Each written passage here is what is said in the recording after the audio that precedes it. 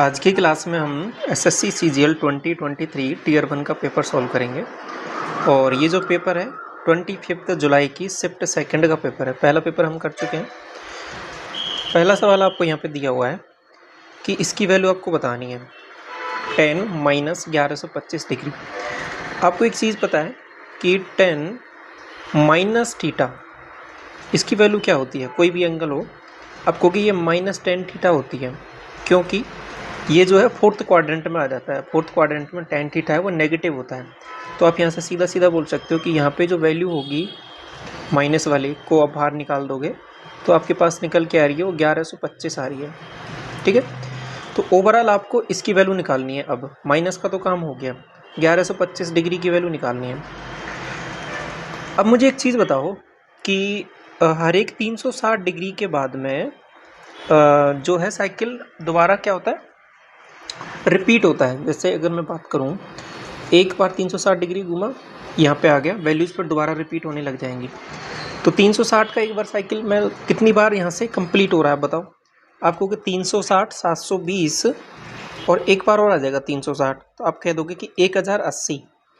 यानी यहाँ पर मैंने 3 इसके राउंड यहाँ पे लगा दिए, तो दोबारा मैं इसी लाइन पे आ गया। ओके, अभी ये कितना एंगल ज़्यादा है इससे, आप बताओ कितना डिफरेंस बन रहा है यहाँ पे। आपको यहाँ पे अभी जो डिफरेंस निकल के आ रहा है वो अभी भी 45 डिग्री का आ रहा है। तो इसको मैं ऐसे लिख सकता हूँ क्या, माइनस तो पहले से है ही, 10 1080 प्लस 45 बिल्कुल लिख सकते हो, क्योंकि इसी को ब्रेक करके लिखा है।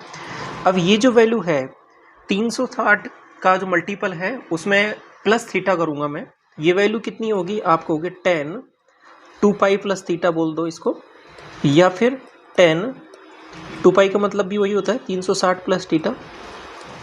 तो इसकी वैल्यू कितनी होती है आपको कि इसकी वैल्यू भी होती है 10 थीटा। तो यहाँ से जो वैल्यू निकल के आएगी वो भी कितनी आ जाएगी 1045।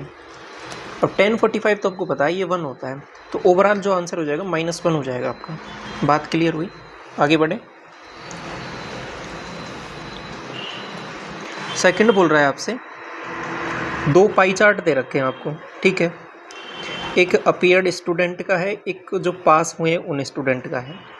Difference between the number of the student जो अपीयर हुए हैं, ध्यान से समझना, ए और बी में, ए और बी का बता दो आप मुझे। ए है 42 डिग्री, बी है 50 डिग्री। 42 और 50 दोनों का डिफरेंस आपको होगी 8 डिग्री। लेकिन आंसर आपको क्या डिग्री में देना है, नहीं, आंसर आपको एक्चुअल वैल्यूज़ में देना है। अब मुझे बताओ कि ओवरऑल जो सेंटर पे एंगल बन रहा है वो कितना डिग्री का हो रहा है, 360 डिग्री का, ठीक है यहाँ पर। और ये कितने यूनिट की वैल्यू है, 1800 की। आपको कितने डिग्री की वैल्यू निकालनी है, आपको 8 डिग्री की वैल्यू निकालनी है। ये आंसर हो जाएगा आपको कि इसका क्या काम है, इसका कोई भी काम नहीं है, ये एक्स्ट्रा दिया हुआ है आपको, ठीक है। सॉल्व करोगे आप तो आपको यहाँ से ये 5 बार कट रहा है, तो 8 पंजे 40, 40 आंसर हो जाएगा आपका ऑप्शन नंबर 4। सवाल ये बोल रहा है आपसे 1 माइनस साइन स्क्वायर थीटा, आपको कि cos square theta, under root लिया तो cos theta, sec theta cos theta multiply 1। आगे बढ़ता हूँ। सवाल बोल रहा है कि angle of the triangle ratio में इसमें है, what is the measure of largest angle. पहले टोटल बताओ इनका कितने यूनिट हो गया, 7 3 10 तो 12 यूनिट, या फिर x से मल्टीप्लाई करोगे तो आप कह दोगे कि x मान लिया इसको। तो 12x की वैल्यू है जो आपके पास कितनी निकल के आ रही है, यहाँ पे निकल के कितनी आ रही है बताओ आपको, 180 डिग्री। तो x की वैल्यू आपके पास 15 डिग्री आ गई। एक यूनिट की वैल्यू 15 डिग्री। लार्जेस्ट एंगल है वो 7 है, तो 15 7 105। P और Q दोनों मिलकर किसी काम को इतने दिन में कर सकते हैं, तो P प्लस Q कितना दिन दिया है ये आपको, 20 तो 22/5 एंड R और S दिया है आगे। ये कितने दिन में कर रहे हैं, 4 सही 8/9 में, तो 36 और 8 44, 44/9। अच्छी बात है। PQRS सभी मिलकर इस काम को कितने दिन में कंप्लीट कर देंगे। आपको कि टोटल LCM मैं क्या कहूँगा 44 आ गया, डिवाइड करो 2 10, ये 10 बन गया, यहाँ पे 1 ये 9 हो जाएगा। दोनों मिलके आपको कि 44 तो काम है, मिलके मतलब आपको कि 19 की एफिशिएंसी से करना है। 19 दूना 38, कितना बचा 6/19। ऑप्शन आपका fourth. A can finish a work in 60 days. A किसी काम को 60 दिन में कर सकता है, ठीक है। ही वर्क्स काम करता है 15 दिन। And then B alone finish the remaining work in 48 days. समझना। तो ऐसा करते हैं, देखो मैंने क्या किया कि 60 ही काम मान लिया, तो इसकी एफिशिएंसी 1 आ गई। अब मुझे बताओ कि अगर ए ने 15 दिन काम किया हो तो 15 दिन में ए की एफिशिएंसी से 15 काम कर दिया होगा इसने। रिमेनिंग काम कितना बचा हुआ है, आप कहोगे 45 काम बचा हुआ है। इसको कौन करता है, बी करता है। कितने की दिन में, 48 दिन में। एफिशिएंसी ये आ जाएगी, 3 से काट लो 15 बार, 3 से 16 बार। ये जो एफिशिएंसी आई है किसकी आई है, ये आई है बी की एफिशिएंसी, ठीक है। ए और बी मिलके कितने दिन में करेंगे, देखो ए की एफिशिएंसी पता है आपको 1, बी की एफिशिएंसी 15/16, टोटल आपको होगी 31/16। करना कितना काम है, 60 काम। कितने की एफिशिएंसी से, 31/16 की एफिशिएंसी से। 16 6 96, 960/31, ऑप्शन पहला, ठीक है। Value of the which of the following different from the other options. इसकी वैल्यू 1 है, स्टैंडर्ड एंगल है। सेक 60, कॉस 60 की वैल्यू होती है √3/1/2, तो ये वैल्यू हो जाएगी 2, ये हो जाएगी 1, ये भी 1। डिफरेंट क्या है, यही है आंसर आपका, यही हो जाएगा, ठीक है। ए कर सकता है किसी काम को complete 1/3 of the work in 7 days. तो ए है 1/3 को करता है 7 डेज में, तो टोटल को कितने में करेगा, आपको 21 डेज में। बी है वो 2/7 को करता है 10 दिन में, 2/7 को 10 दिन में, तो टोटल को आपको 35 दिन में कर देगा ये बात, ठीक है। दोनों मिलके कितने में करेंगे, आप कहोगे क्या एलसीएम लूँ मैं, देखो 7 3 5, ये ले लो 105 ले ले। यहाँ पे आ जाएगी एफिशिएंसी 5, इसकी एफिशिएंसी आ जाएगी 3। दोनों मिलके आप कहोगे 105 काम है, 8 की एफिशिएंसी से करना है, तो 13 अंठे 104, 8 बार या 13 बार, 8 का तो डिवाइड ही कर रहे हो आप, 1/8। ऑप्शन आपका थर्ड हो जाएगा। क्वेश्चन 9 बोल रहा है आपसे, रमेश है on his way to his home town, travelled first 250 kilometre, speed है 75। तो पहली डिस्टेंस है उसने 250 की है ना, वो कितने से की है, 75 km/h। अच्छी बात है। अगली जो 250 किलोमीटर है वो उसने 85 km/h से की है। तो आपको एवरेज स्पीड निकालनी है। देखो अब यहाँ पे आप कैसे, 2-3 तरीके हैं करने के, इसलिए हैं करने के तरीके 2-3, क्योंकि एक तो आपके पास डिस्टेंस दोनों की सेम दे रखी है। बेसिक से जाओगे उससे हो जाएगा, क्योंकि यहाँ पे टाइम निकाल लो इसका, और फिर टोटल डिस्टेंस है, टोटल टाइम भी मिल जाएगा, डिवाइड करो, वहाँ से एवरेज स्पीड आ जाएगी पूरी जर्नी की। नंबर 1 तरीका वो हो जाएगा। नंबर 2 तरीका क्या हो जाएगा, मैंने एक चीज़ बताई थी कि जब डिस्टेंस सेम होती है ना आपके पास, तो एक एवरेज निकालने का फॉर्मूला एक और तरीका होता है, वो क्या हो जाएगा, डिस्टेंस आप चाहे कुछ भी मान लो उस वाले केस में, तो वहाँ से भी हो जाता है सवाल। कुछ भी डिस्टेंस मान के आप इनका एलसीएम मान के भी डिस्टेंस को सॉल्व कर सकते हो, तो भी हो जाएगा। दूसरा तरीका, उससे थोड़ा सवाल आसान हो जाता है। तीसरा तरीका क्या है, एक फॉर्मूला डायरेक्ट आपको पता ही है, 2ab/a+b। ए और बी क्या है, दो स्पीड हैं, तो बेसिकली आप यहाँ पे ऐसे कर सकते हो, 75 × 85, ठीक है, × 2 डिवाइड बाई 75 × 85। एक तरीका ये हो गया, ठीक है। तीसरा तरीका जो अभी मैं बोल रहा था उसको भी देख लो, वो क्या हो सकता है। उस वाले केस में क्या करना रहता है आपको कि ये जो वैल्यू, अगर ये डिस्टेंस सेम है तो आप कुछ भी डिस्टेंस मान सकते हो, आप 250 मत मानो। आपको क्या डिस्टेंस माने, फिर डिस्टेंस देखो आप ऐसे भी मान सकते हो, इनका एलसीएम इन दोनों का वो मान के आप कर सकते हो। 17 पंजो 85 और 25 पंजो 15 5 75। तो डिस्टेंस में क्या मानूँ, मैं डिस्टेंस मान रहा हूँ यहाँ पे 15 17 5, 15 इंटू 17 इंटू 5, ये डिस्टेंस मान ली मैंने, ठीक है। तो अब समझना इसको किस तरीके से चीज़ें चल रही है यहाँ पे। तो टोटल डिस्टेंस कितनी हो जाएगी, आप कहोगे पहले वाले ने कवर की इतनी, तो डबल हो जाएगी डिस्टेंस, 2 टाइम्स इसका। तो मल्टीप्लाई किया इसका 85 और इंटू 15 और कर लो, तो वैल्यूज जो बन के आ रही है 15 5 75, या फिर अभी रख लो इसको ऐसे एज इट इज, बाद में कर लेना मल्टीप्लाई। और बटे में क्या आएगा, टाइम निकाल लो। अब टाइम निकालने के लिए क्या करेंगे, देखो पहले वाली वैल्यू में 75 का डिवाइड किया तो 17 वैल्यू बन रही है, ये डिस्टेंस है। इसमें टाइम ये आपके पास स्पीड का डिवाइड कर रहा हूँ मैं, दूसरे वाली स्पीड ये है, इसका डिवाइड करूँगा इसमें तो आपके पास 15 निकल के आ रहा है, ठीक है। ये आपके पास नीचे 32 बन रहा है, थोड़ा सा और सॉल्व किया आपको हो गया यहाँ पे 16। ऊपर वैल्यू क्या बन रही है 75 और 120 127 बटे 16, ठीक है। 7 पर जाएगा 112, 15 बचेगा, 9 बार जाएगा 144, 11 बचेगा 0, और लगभग 7 बार जाएगा, ठीक है। एग्जैक्ट नहीं जाएगा, लगभग जाएगा, तो अप्रोक्सीमेट करके आंसर आपका यही आएगा। बात समझ में आ गई कैसे किया, तीनों तरीके समझ में आ गए,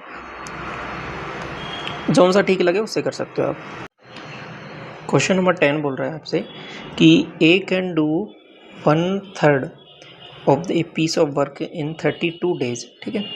थोड़ा सा क्वेश्चन आपको विजिबिलिटी क्लियर नहीं होगा, थोड़ा सा ब्लर है ये क्वेश्चन, मैं इसलिए पूरा पढ़ दे रहा हूँ आपको अच्छे से।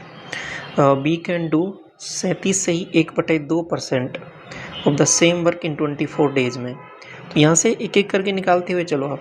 देखो ए के लिए बोल दिया कि 1/3 कर सकता है 32 में, तो पूरा काम 96 डेज में कर सकता है ये।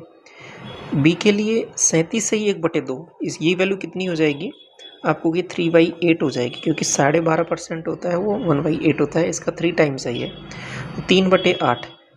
इसमें इतना काम 24 दिन में करता है, तो बेसिकली यहाँ से आपको पास निकल के आ रही है 64 डेज। तो बी कंप्लीट काम वो 64 में करेगा। सी जो है 60% काम को, सेम काम को 48 दिन में कर सकता है। 60% का मतलब होता है 3/5, इसका है 48 डेज। यहाँ से काटोगे 16 और ये 80 आ जाएगा, यहाँ से 80 डेज। तो ये सी की वैल्यू आपके पास निकल के आ गई इतनी। अब यहाँ से आप एलसीएम निकाल सकते हो इन सब का। एलसीएम निकालने के लिए क्या कॉमन आ रहा है, देखो अब 16 यहाँ से आ रहा है और ये 6 बन रहा है, और यहाँ से वैल्यू बन रही है आपके पास 4 और ये 5। तो क्या लेना चाहिए आपको, 16 तो आएगा ही आएगा, 4 आएगा आपके पास, 3 आएगा और ये 5 आएगा। 80 और 4 दिया 12, 96, 96, तो 960। देखो एलसीएम निकालने के बहुत सारे तरीके हो सकते हैं, कुछ भी तरीके से आप निकाल सकते हो। यहाँ पे मैंने क्या किया, जो कॉमन फैक्टर्स हैं वो ले लिया यहाँ पे। तो अभी डिवाइड किया आप कहोगे 10, ये वैल्यू आप यहाँ पे निकालोगे 64, तो ये आपके पास 15, और सी की एफिशिएंसी आपके पास निकल के आ रही है, वो आपके पास 12 आ रही है। यहाँ तक ठीक है सब कुछ, ओके। इतना काम हो गया जितना सवाल ने बोला। अभी थोड़ा सा आगे बढ़ो। बी और सी ने मिलकर टुगेदर काम किया स्टार्ट, और एक्स दिन तक काम किया, ठीक है। एक्स दिन के बाद में बी ने काम को छोड़ दिया और फिर ए ने ज्वाइन किया सी के साथ और काम कंप्लीट किया, जो बचा हुआ है वो x+8 डेज में। तो देखो टोटल काम तो 960 है, इसको करना है। पहले स्टार्टिंग में बी और सी करेंगे, बी और सी मतलब इन दोनों को मिलके 27, सही बोल रहा हूँ, कितना x दिन तक करते हैं 27x प्लस। अभी क्या है, बी ने तो छोड़ दिया, तो अभी कौन करेगा, ए और सी, कितना आ जाएगा 22, लेकिन कितने दिन तक, x+8 डेज तक। तो ये टोटल मिला के 960 काम कर देंगे। यहाँ तक ठीक है, सॉल्व कर लो आपको कि 49x, और यहाँ से जो वैल्यू निकल के आ रही है 960 माइनस कितना हो जाएगा, 8 दूनी 16, 8 दूनी 16 और 1 17, माइनस किया 4, और यहाँ पे वैल्यू 8, तो 8, ये आपके पास 2, तो 7। सॉल्व किया, आप 7 से काट सकते हो 2 बार, 7 और 12, ठीक है। सॉरी 7 से एक बार कटेगा ये पहले से पहले, 7 और 12 7 84, ठीक है। दोबारा 7 से और कट जाएगा एक बार और, तो 16। तो x की जो वैल्यू निकल के आ रही है आपके पास इतना सॉल्व करने के बाद में, वो 16 निकल के आ रही है, ठीक है। Ratio of the work done by B plus C together और work done by A plus C together is ये है। देखो ये तो आपको चीज़ दी है यहाँ पे, आप निकाल भी सकते हो ये वाली चीज़। बी और सी के द्वारा काम किया गया है वो यहाँ पे 12, ये 15 + 12 27 यूनिट, ठीक है। और कितने दिन तक काम किया है आपको, इन्होंने x डेज तक किया है, मतलब 16। और इसका रेशो है ए प्लस सी से, ए प्लस सी मतलब 22 22 इंटू आपके पास 16 नहीं है यहाँ पे, x + 8 डेज किया है ना, तो 24। आप सॉल्व करोगे इसको थोड़ा सा, 8 दूनी 16, 8 तिया 24, 3 और ये 2 से फर्दर कट जाएगा 11 बार, और 3 से 9 बार, 9/11। तो यही चीज़ आपको यहाँ पे बोली है, ठीक है। यहाँ तक what fraction of the same work जो कंप्लीट किया जाएगा सी के द्वारा 3.5x डेज में। आपको कि टोटल काम तो 960 है, ठीक है।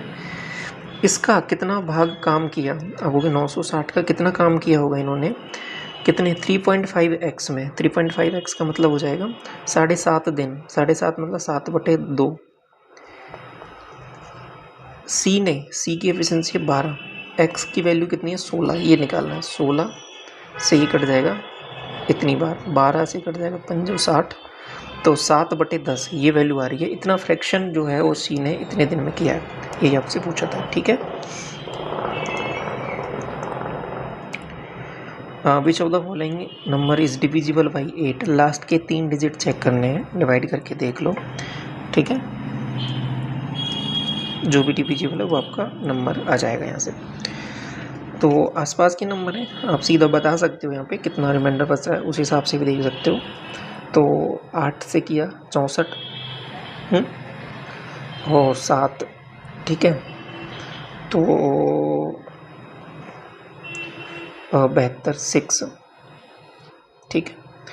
तो बेसिकली 72 है, और ये आपके पास जो वैल्यू बन रही है 6 ज़्यादा है ना, तो 6 कम होना चाहिए, तो यही नंबर आएगा सीधा 712 डिविजिबल होगा। Option number 3। 3 साइड है 2 ट्राइंगल की, 4 5 6, क्या बोला, the 3 sides of the 2 triangles are this, select the incorrect, the area of the 2 triangle are different, incorrect. अच्छा साइड्स हैं वो सबकी सेम है क्या, the angle opposite to the greater side in those triangle will be greater, ठीक है। The 2 triangle are congruent, बिल्कुल ठीक है। The triangle are scalene triangle, देखो सब बातें ठीक हैं, क्योंकि अगर दोनों ट्राइंगल की साइड्स सेम ही दे रखी हैं, 4 5 6 ही हैं, तो सब कुछ प्रॉपर्टी सेम ही रहेंगी।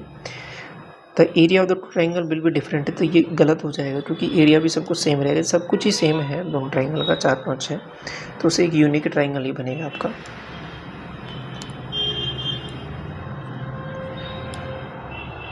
आरपी और आरक्यू हैं 2 टेंजेंट हैं एक सर्किल पर, सेंटर ओ है, पी ओ क्यू बराबर 120 डिग्री। देखिए ज्योमेट्री बना देते हैं फिर।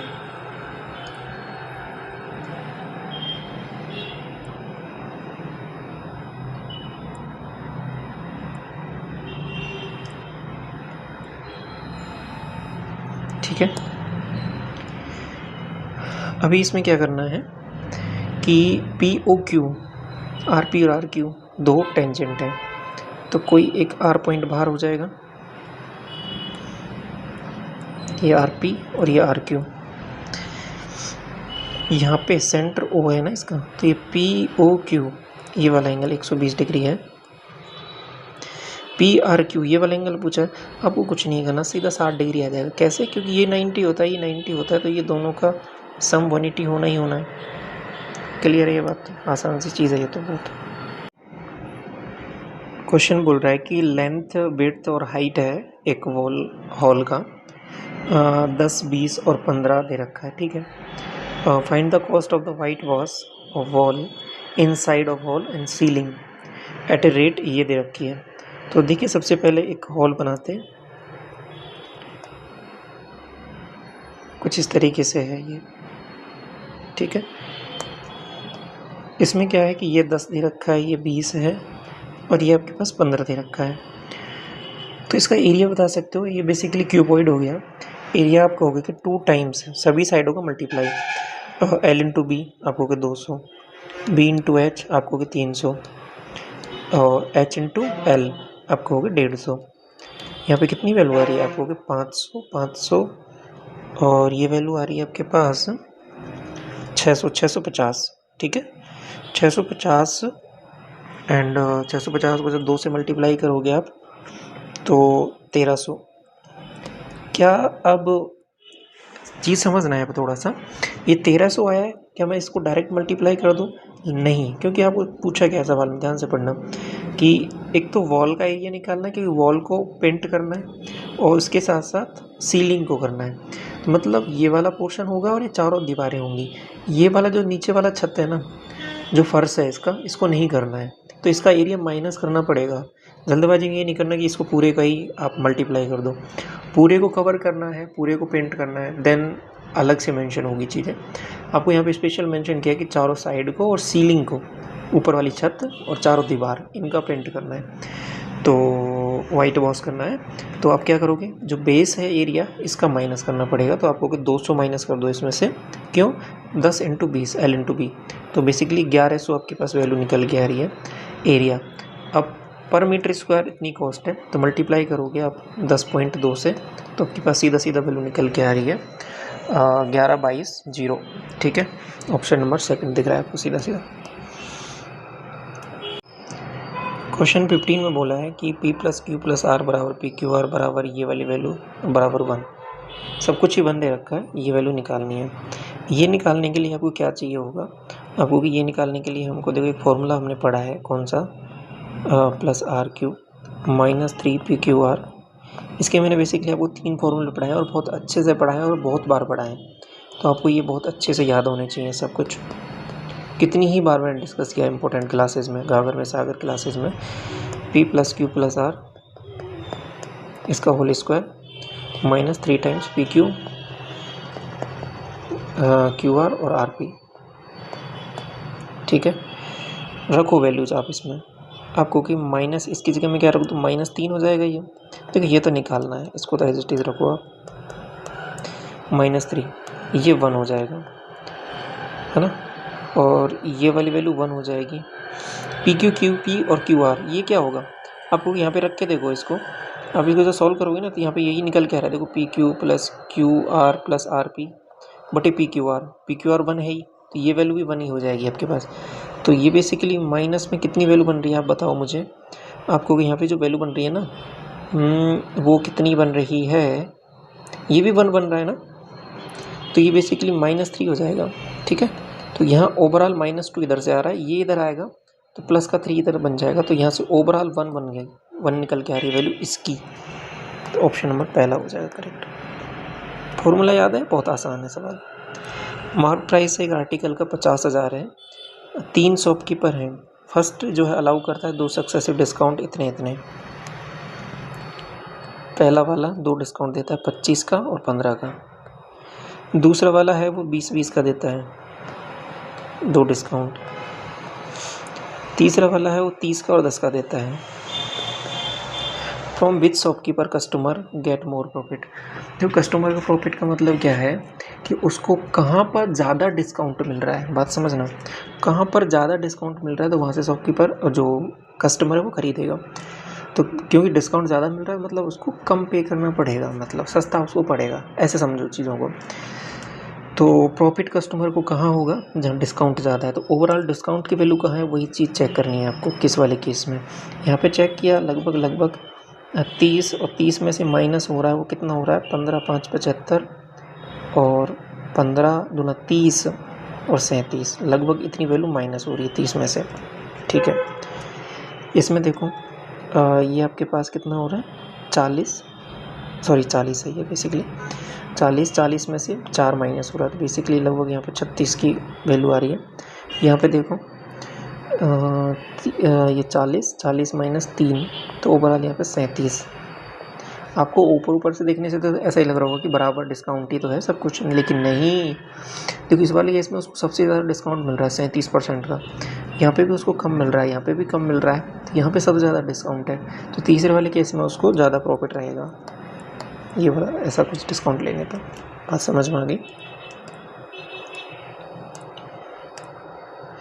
मोना जो है परचेज किया 2 सेट ऑफ ज्वेलरी, 4000 प्रत्येक का है, ठीक है। सी सोल्ड, उसने बेच दिया सेट ऑफ ज्वेलरी को। पहले वाले पे 8% का गेन लिया फर्स्ट में, सेकंड पे 8% का उसको क्या हो गया, लॉस हो गया। कैलकुलेट हर टोटल लॉस और गेन पूरे ट्रांजैक्शन में। देखो ऐसे सवालों को करने के तरीके बहुत सारे हैं। आप जब डेप्थ में जाते हो ना इनको करने के लिए, तरीके बहुत सारे मिलेंगे। बेसिक सा कौन सा इस टाइम आपको दिमाग में क्लिक कर रहा है उससे भी कर सकते हो, एग्ज़ाम में कौन सा कर रहा है उससे भी कर सकते हो। कोई भी तरीका समझ में चीज़ें बेसिक से क्लियर होनी चाहिए क्या करना है आपको। आप मुझे एक चीज़ बताओ कि देखो इसने ख़रीदा 4000 रुपये में है, ठीक है। अभी पहले पे इसको 8% का गेन हुआ है ना कहीं। अब देखो ये सब है ना कैलकुलेशन, ये सब चीज़ें तरीके ये बनाए गए हैं जैसे जो वैल्यूज़ दी गई हैं उन तरीक़ों को देखकर, वैल्यूज़ किस हिसाब से दी गई हैं तो वहाँ पे उसी तरीके का आप लगा सकते हो। वो सब ये प्रैक्टिस से चीज़ आ जाती है बार बार। तो यहाँ पे आप गेन देखोगे तो 8 चौके 32, ठीक है। तो बेसिकली 320 रुपये का गेन हो रहा है यहाँ पे। यहाँ पे जब देखोगे आपके पास यहाँ देखोगे 6-24 240 रुपये का मामला है। दोनों का डिफरेंस देखोगे 80 रुपये, तो 80 रुपये का गेन हुआ है यहाँ पे। अगर इसी सवाल में यहाँ पे ये एसपी दे रखा होता है तो चीज़ें बदल जाती, दूसरे तरीके से हो जाता फिर ये सवाल, ठीक है। आपको पता है वो तरीका मैंने डिस्कस किया हुआ है आपके साथ, जो पहले से जुड़े हैं चैनल से उनको सब पता है। एक बोट है, कवर करती है एक डिस्टेंस 12 किलोमीटर 1 घंटे में अप स्ट्रीम में। अप स्ट्रीम मतलब v माइनस यू, कितनी आ गई स्पीड, 12 किलोमीटर पर आवर।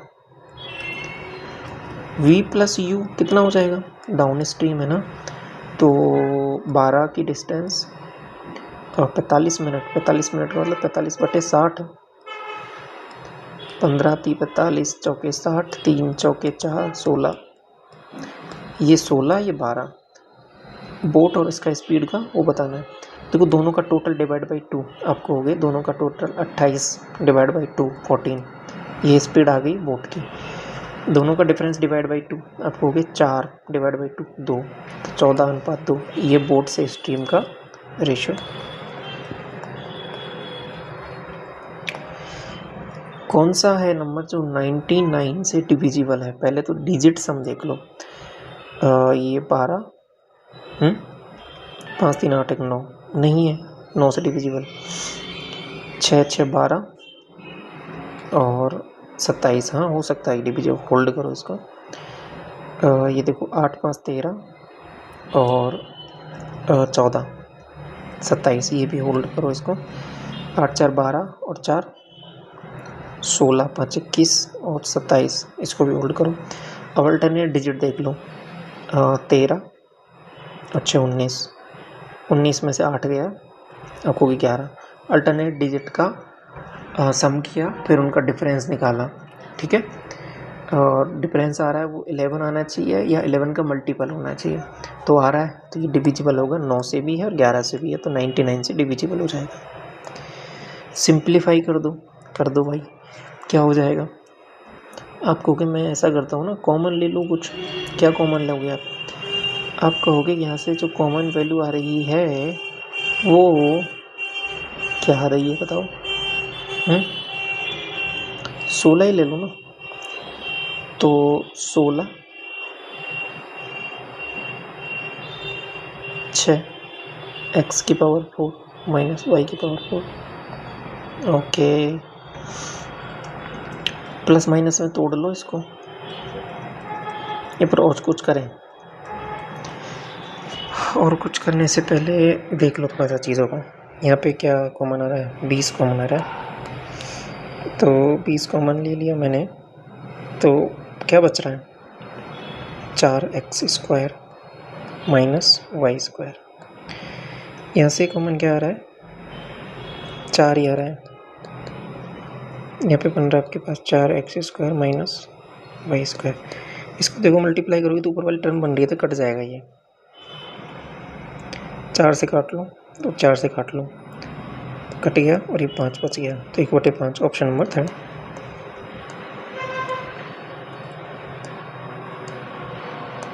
सवाल बोल रहा है number of the families having income range, इसके बीच में कितनी है।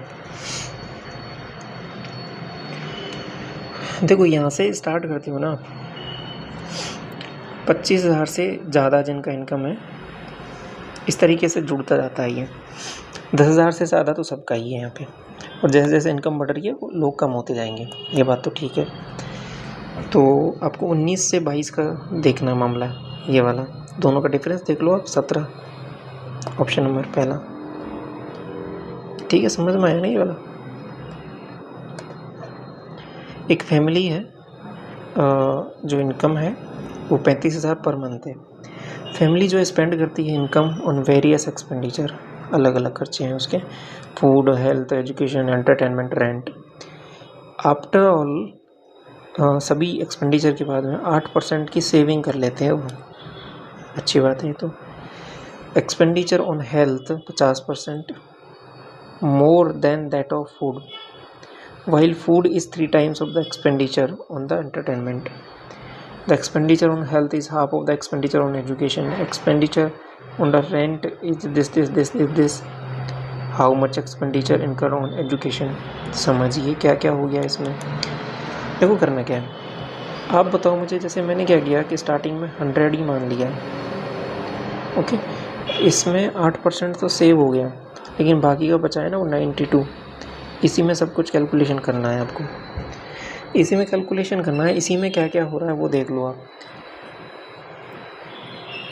हेल्थ पर जो है ना वो 50% है, more than that of food, okay. अलग अलग मैं आप लिख देता हूँ, ये फूड हो गया, ये हेल्थ हो गया, ये एजुकेशन, ये एंटरटेनमेंट, और ये सबसे लास्ट में रेंट। कुछ इस तरीके से चीज़ें चल रही हैं। 50% ज़्यादा है than that of food, while food is 3 times of expenditure on entertainment.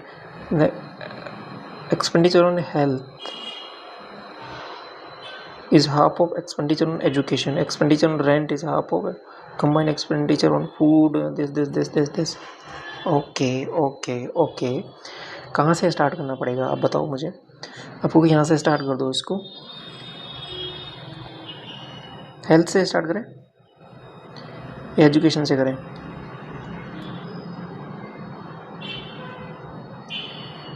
Entertainment में मैंने मान लिया चलो एक्स सही है, और food is 3 times of the expenditure on entertainment, food का 3 times 3x हो गया। Expenditure on health is 50% more than that of food, 50% मोर, 50% इसका निकाला तो आ जाएगा 1.5, तो 1.5 ज़्यादा है तो 4.5 है, 4.5 किस पर है, हेल्थ पर, तो 4.5x हो गया, अच्छी बात। आगे अब कौन सा बचा, expenditure on rent is 1/3 of the combined expenditure on food, health and education. Health, food and education, education का कुछ बताया क्या,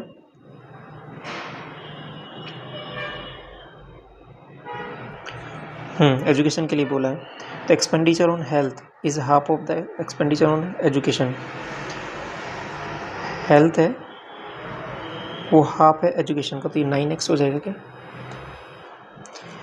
और रेंट पर है वो 1/3 है वो कंबाइंड का, फूड का, हेल्थ का और एजुकेशन का, इनका कंबाइंड करो, इसका 1/3 ले लो फिर, तो ये हो जाएगा 9 3 12, 12 और 4 16.5, इसका 1/3 किया 5.5, ऐसा कुछ चल रहा है ये। ठीक है। इतना करने के बाद में एक्सपेंडिचर ऑन एजुकेशन क्या है ये आपको निकालना है, यहाँ पर निकाल लोगे, मतलब 9x की वैल्यू निकालनी है। ओके, तो टोटल कितना बन रहा है ये देखो, आपको हो गए ये वैल्यू हो गई आपके पास 9, 10, 10, 20 और 23, 23। 23x की वैल्यू है वो 92 है। तो यहाँ से ऐसे देख सकते हो इसको, 92 मतलब 92% 35,000 का, 20 से 20, 23 से कट जाएगा ये आपके पास 4 बार, और 35 दूना 70, और 70 का किया 1400। तो बेसिकली x की वैल्यू जो निकल के आ रही है आपके पास 1400 निकल के आ गई है ना। और आपको 9 यूनिट की वैल्यू निकालनी है, मतलब 9x की निकालनी, क्योंकि एजुकेशन पे है तो मल्टीप्लाई करोगे 14 9 126, 12,600। देखो थोड़ा सा घुमा फिरा के चीज़ें दी है, थोड़ा सा ध्यान से देखोगे तो आसान हो जाएंगी चीज़ें। कोई और तरीका आपको इससे इजी लग रहा है तो आप कमेंट सेक्शन में ज़रूर बताना इसको, ठीक है। और शॉर्ट कोई तरीका हो रहा है तो इसमें which of the following is a lowest ratio.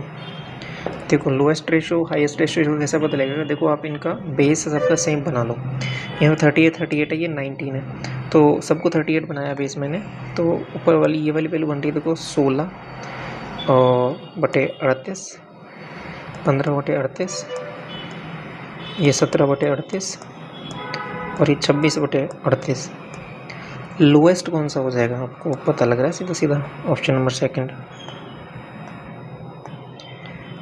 इसकी वैल्यू बतानी है आपको क्यूब की।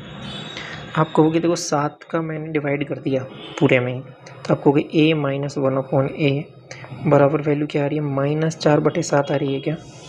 अब क्यूब करना है आपको, क्यूब करना है तो क्यूब कर दो, आप कहोगे 64/343 माइनस आएगा बेसिकली, और ऑलरेडी माइनस है, माइनस माइनस प्लस हो जाएगा, और मल्टीप्लाई 3 टाइम्स, और ये वैल्यू ऑलरेडी माइनस है, 3a होता है ना।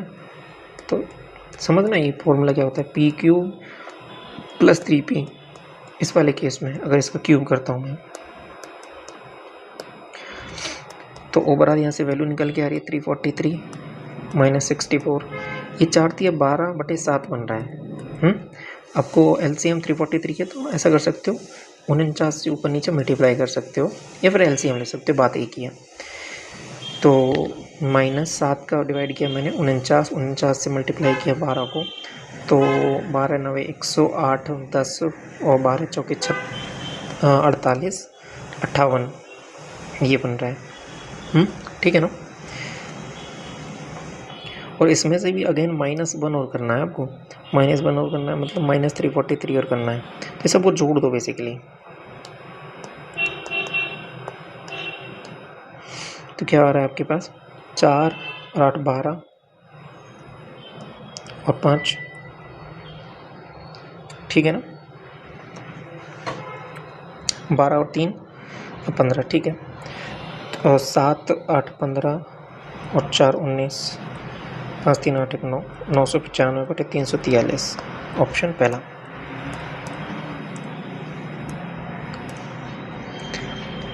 जो 8,500 रुपये हैं वो इतने बन जाते हैं 6 साल में, सर्टेन रेट है, ठीक है। रेट यदि इतना हो जाए तो amount of the same principal 5 साल में कितना हो जाएगा। क्या रेट निकालने की आवश्यकता है यहाँ पे, आप बताओ मुझे, कुछ चीज़ें समझना है इनमें क्या हो रहा है। तो वो 8500 रुपये इतने बन गए 6 साल में। समझना मैं क्या करता हूँ इसमें, थोड़ा सा चीज़ें थोड़ा सा बिना निकाले रेट के भी हम कर लेंगे इसको। दोनों का डिफरेंस मुझे बताओ, 11,050, इसमें से 8500 माइनस कर दो आप,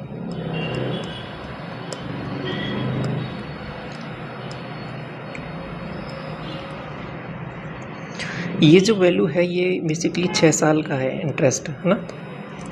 1 साल का बता सकते हो आप मुझे, 1 साल का निकाल लो, 6 से डिवाइड कर लो, 24 6 1 6 दूनी 12, 6 5 30, 425 रुपये 1 साल का है ये। कोई पर्टिकुलर रेट पर है ये।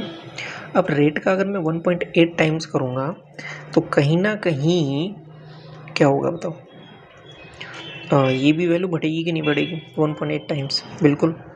तो इसका भी 425 का भी 1.8 टाइम्स कर दो। ये 1 साल के लिए ही कर रहा हूँ बस मैं, ठीक है।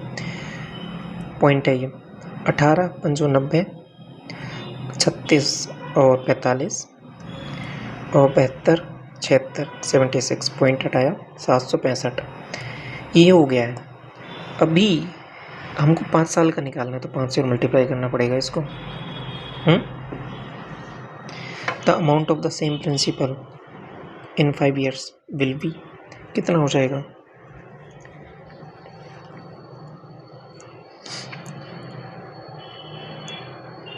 पाँच साल में, तो मल्टीप्लाई कर लो 5 से, ये हो जाएगा 25 और 30 और 2 32 और 35 और 3 38, 3,825 रुपये। ये क्या है बेसिकली, ये बेसिकली सिंपल इंटरेस्ट आया है। अभी वैल्यू आपके पास 8,500 थी, इसमें जोड़ना पड़ेगा आपको, तो ओवरऑल आपका आंसर बन जाएगा 5 2 8 5 13 8 3 11 1 12, 12,325 रुपये। Option number 4। क्या क्या किया है समझ में आया। देखो रेट निकालने की कोई आवश्यकता नहीं थी, क्योंकि सिंपल इंटरेस्ट की खास बात ये होती है कि एक हर साल में वो जो है वैल्यू बदलती नहीं है, बराबर ही रहती है, ठीक है। तो मैंने 1 साल का निकाल लिया। अब वो बदलेगा, वो रेट की वजह से बदलेगा। अगर रेट सेम होती तो मैं एज इट इज़ रखता उसको, लेकिन रेट की वजह से बदलेगा क्योंकि रेट चेंज हुई है, तो 1.8 टाइम्स हो जाएगा वो भी, क्योंकि रेट मैंने इतना टाइम से किया है तो इतना बढ़ जाएगा। इतना बढ़ गया, ये 1 साल का इंटरेस्ट आ गया। अभी मैंने 5 साल का निकाल लिया, क्योंकि पहले 6 साल का था, तो 6 साल से मैं 1 साल का निकाला था, फिर मैंने 5 साल का निकाल लिया। 5 का जैसे ही निकाला, फिर मैंने जो स्टार्टिंग का जो प्रिंसिपल था उसमें मैंने ऐड कर दिया, तो ओवरऑल मेरे पास 5 साल का जो अमाउंट है वो निकल के आ गया। तो यही आपसे पूछा था सवाल में, ऑप्शन नंबर 4 करेक्ट हो जाएगा, ठीक है। ये आपका टेलीग्राम चैनल है, इसको ज्वाइन कर लो। तो इस क्लास को यहीं तक रखते हैं। Thank you so much.